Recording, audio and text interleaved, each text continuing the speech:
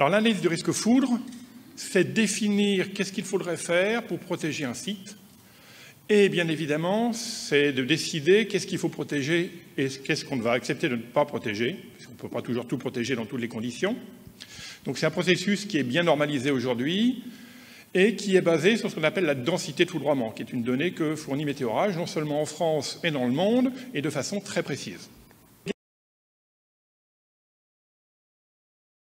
N'importe où dans le monde, on peut avoir l'information sur la répartition des courants de foudre. Est-ce que c'est un site qui a plus de courants de foudre élevés que la moyenne qui est considérée dans la norme?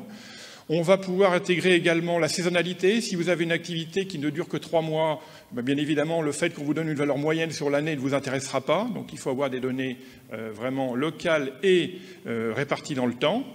Et aussi les courants extrêmes. Aujourd'hui, on va compter des courants jusqu'à plus de 300 kA. Et donc, bien évidemment, c'est important de savoir combien on arrive sur votre site. Assez souvent, on impute à la foudre les causes de défaillance qui ne sont pas liées à la foudre. Il suffit que quelque chose casse un jour où il y a un orage, on va dire c'est la foudre. Alors, pour éviter de se déplacer pour rien et de toute façon pour avoir des données utiles, on a possibilité d'avoir des informations précises sur est-ce qu'il y a eu au moins un choc de foudre dans l'environnement.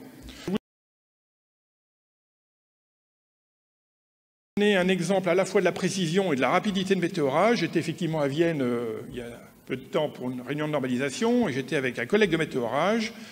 À 9 h, j'ai appris qu'il y avait eu un choc de foudre à Nice avec du matériel qui a cassé. Et à 11 h, j'avais le résultat de la distribution de courant et effectivement, un impact a été localisé à 100 mètres de l'objet qui était impacté. Donc on peut avoir des analyses très précises. Alors il faut forcément aller expertiser le matériel, parce que ce n'est pas parce qu'il y a un choc de foudre qu'on peut tout imputer au choc de foudre, mais on peut néanmoins avoir des informations qui sont très utiles pour l'expertise. Dans la normalisation, on essaye de traiter 2 cas, les cas les plus généraux. Actuellement, en France, on est en train de normaliser la protection foudre des habitations. Donc c'est quelque chose qui est avec des données relativement peu précises. Puis à la fois, on a besoin de normaliser la protection foudre des sites complexes. Et donc tout ce qui est des définitions d'aujourd'hui et surtout celles de demain font l'objet de longs travaux de normalisation. C'est au moins 5 ans pour faire une norme. Et là, à cet égard, on a un travail très intensif de Météorage, alors non seulement pour faire des propositions, mais également par les soutenir par des publications internationales, parce qu'il faut convaincre en normalisation. Il faut convaincre, aujourd'hui, ce sont des normes internationales, donc il faut convaincre vos pairs à l'international que ce que vous dites est tout à fait valide.